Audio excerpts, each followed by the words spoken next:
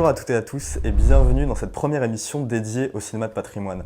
Alors pourquoi est-ce que j'ai décidé de lancer justement cette émission? C'est parce que j'ai remarqué sur YouTube que beaucoup de vidéastes parlaient principalement des sorties récentes et j'ai voulu m'attarder justement sur une grosse partie de l'histoire du cinéma, donc le cinéma d'antan, le cinéma de patrimoine, pour parler justement de ces œuvres connues ou plus méconnues, avec comme premier sujet Ils aimaient la vie de Andrew Wajda. Ils aimaient la vie, pour moi, c'est un film très important. Je m'attendais pas à grand chose devant ce film. C'est vrai que c'est un film assez confidentiel. Je me demandais bien pourquoi. Et j'ai vraiment été frappé par quelque chose de fort, de puissant.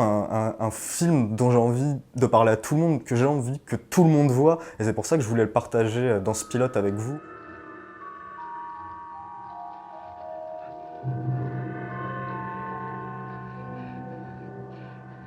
Ze starówki idę. Mam dość tych kanałów i tej zasranej ciuciubabki!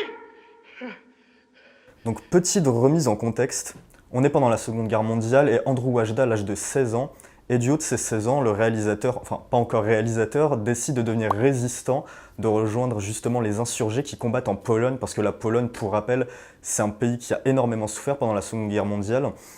On est en 1957, Andrew Wajda a la trentaine à peu près, et justement réalise Ils aimaient la vie qui sera présenté au Festival de Cannes. Ils aimaient la vie s'inscrit vraiment dans une tradition de mise en scène polonaise. Je pense que beaucoup d'entre vous connaissent le cinéma polonais justement pour sa modernité de mise en scène, que ce soit Kieślowski avec La double vie de Véronique, ou alors sa trilogie 3 couleurs, bleu, rouge et blanc avec Julie Delpy, Juliette Binoche, Irène Jacob, ou encore Zulawski qui a tourné énormément en France comme Kieślowski, dont l'un de ses films les plus connus est Possession avec Isabelle Adjani. C'est là où, pour moi, le cinéma polonais est grandiose, c'est qu'il est capable d'apporter quelque chose de grand dans sa mise en scène, dans sa manière de transparaître à l'écran, tout en ayant ce côté très réaliste et très dur, très pessimiste. Oto bohaterowie tragedii. Patrzcie na nich uważnie. To są ostatnie godziny ich życia.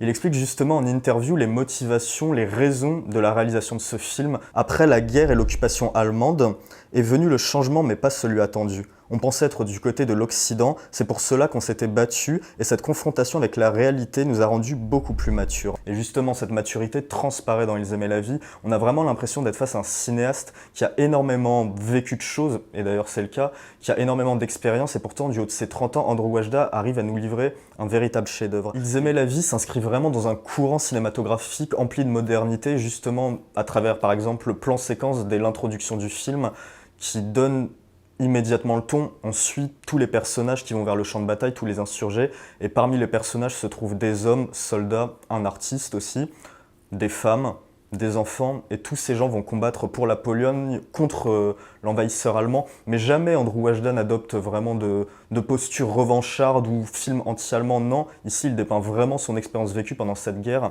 et donc cette modernité, au début, elle transparaît pas vraiment dans le film. Il faut vraiment attendre les 30 premières minutes avant qu'une rupture de ton s'opère. Au début, on est vraiment dans une mise en scène qui fait très cinéma de papa, très cinéma d'antan. Et ensuite, une fois que les soldats décident de rejoindre les égouts, et c'est justement toute la trame du film, cette espèce de mise en scène moderne inspirée du néo-réalisme allemand commence à arriver. Toute l'action du film justement se concentre dans ces égouts. Ces égouts vont justement aller les soldats pour échapper à l'envahisseur allemand en espérant trouver un salut. Mais contrairement à ce que pensent tous ces soldats, le labyrinthe ne sera jamais leur salut et justement ce sera un peu leur enfer. C'est une personnification de l'enfer et la modernité de la mise en scène d'Andrew Wajda se caractérise par ces égouts. On trouve par exemple de la fumée qui se dégage du sol qui donne justement ce côté surréaliste aux égouts.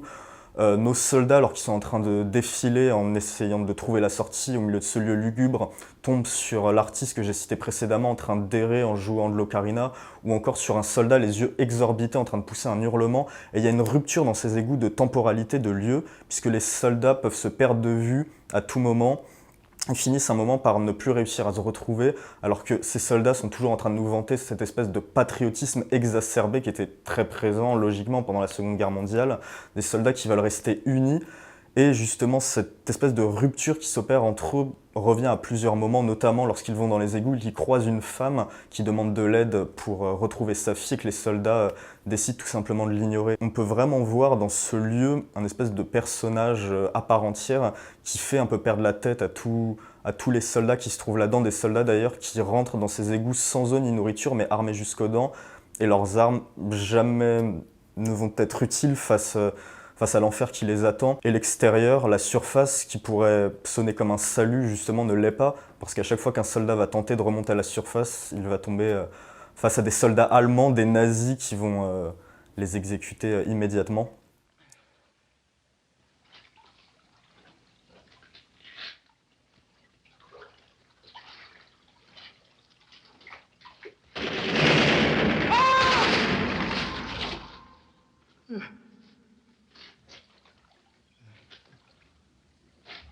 Cette menace, en fait, elle est tout le temps en train de planer sur le film, qu'on soit à l'extérieur, qu'on soit à l'intérieur. Même l'amour qui est censé représenter au cinéma, surtout à cette époque, une espèce de libération, une espèce de salut, de sortie, de porte de sortie, en fait, n'aide jamais les soldats pendant ce film. Jamais l'amour ne peut les aider à sortir de cet enfer total dans lequel ils se trouvent. Et les égouts représentent cette lente agonie que vivent les soldats dans ce lieu où justement la temporalité disparaît petit à petit. On ne sait jamais vraiment depuis combien de temps est-ce que les soldats se trouvent dans ces égouts, mais une chose est sûre, c'est que ça fait extrêmement longtemps qu'ils y sont vu la rapidité à laquelle l'état mental de tous ces soldats se dégrade petit à petit au fil du film, jusqu'à évidemment l'inévitable, parce que dans Ils aimaient la vie, il faut savoir que le titre est prémonitoire, c'est Ils aimaient la vie, une très belle traduction française, c'est des soldats justement qui chérissaient la vie comme n'importe qui, comme n'importe quel être humain et qui voulaient justement vivre et ne pas subir cette guerre.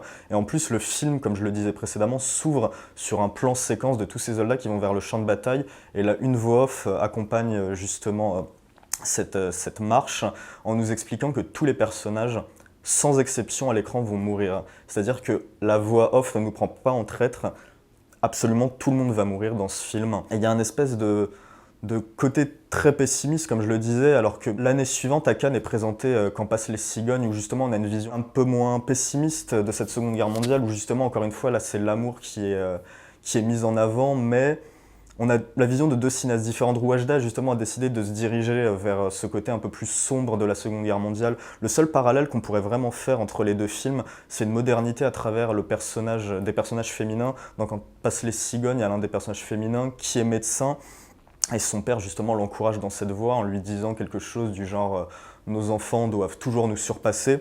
Et dans Ils aimaient la vie, on a aussi une espèce de figure très héroïque d'une femme, qui est une femme polonaise qui se présente vraiment de manière très picturale avec de longs cheveux blonds, les yeux bleus, et qui va aider son homme qui est blessé à traverser ces égouts parce que c'est la seule personne parmi tous les soldats, cette femme, à connaître la sortie de cet enfer. Mais on le sait dès le début en fait qu'elle connaît la sortie. Mais de toute façon ils vont tous mourir, c'est dit. Ils aimaient la vie inscrit aussi sa modernité dans la musique, la composition musicale du film qui est également ultra moderne, et comme je le disais précédemment, il y a la mise en scène qui est ultra classique dans les premières 30 minutes du film, puis après on passe sur quelque chose d'un peu plus poussé visuellement, qui entraîne vraiment dans cet enfer, cette représentation de l'enfer d'Andrew Ashda.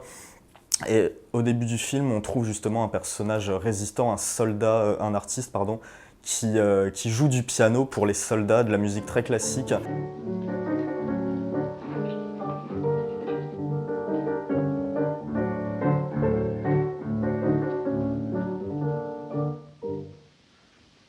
Cette musique qui était jouée en début de film va petit à petit disparaître comme une espèce de métamorphose de « Ok, je suis Andrew Ashda, je suis un nouveau cinéaste, la trentaine, et je viens apporter une vision nouvelle au cinéma, donc cette rupture, on va la consommer. Et moi, j'ai connu ce conflit, je sais ce qu'il a entraîné, et il m'a donné une espèce de vision de l'art totalement différente de ce qui pouvait être fait justement précédemment. Ils aimaient la vie, pour moi, est un exemple parfait d'un film accessible à toutes, à tous, qui, si au premier abord peut paraître un petit peu ennuyeux, revêtir une espèce d'image de cinéma de papa, un peu classique dans sa mise en scène, en fait, tire toute sa force des trois derniers quarts du film. En fait, c'est vraiment là que le film devient intéressant. Chaque pays a eu son propre film sur la Seconde Guerre mondiale. On peut citer comme exemple l'Italie avec Rome, ville ouverte, ou encore la France avec Paris brûle-t-il. Des films totalement différents d'Ils aimaient la vie, avec des visions différentes pour des pays différents, et chacun une interprétation du conflit qui diffère de l'autre. Et Ils aimaient la vie, pour moi, est l'un de ces films importants sur la Seconde Guerre mondiale, et peut-être le film polonais sur la Seconde Guerre mondiale. Voilà pourquoi, pour moi, Ils aimaient la vie est un grand film, parce que justement, c'est un film puissant, un film qui partage des choses, qui partage des émotions, qui partage la vision d'un cinéaste, qui partage son vécu, son expérience, et juste pour ça, Ça en fait un long métrage qui entre pour moi directement dans le panthéon du 7e art et en fait un incontournable que j'avais envie de partager avec vous et j'espère vous donner envie de découvrir. Donc ce sera tout pour cette première vidéo dans laquelle j'abordais Ils aimaient la vie, donc n'hésitez pas à me faire vos retours, que ce soit sur Twitter, les gens qui me suivent, ou alors dans les commentaires YouTube pour que je puisse justement m'améliorer, vous proposer des choses nouvelles, peut-être des films que vous voulez que j'aborde, des ressorties à venir de cinéma de patrimoine que je me ferai un plaisir de voir et d'aborder avec vous. Et pour moi, c'était vraiment important de lancer cette chaîne et je suis vraiment content que vous m'accompagniez parce que je sais qu'il y a beaucoup de gens qui attendaient que je me lance, j'en avais déjà parlé autour de moi et ça me fait vraiment plaisir de partager cette première vidéo avec vous. Et si cette vidéo vous a plu et si vous voulez m'encourager pour continuer, n'hésitez pas à la partager, qu'on essaye de faire le plus de vues possible pour ce pilote et j'espère vous revoir bientôt.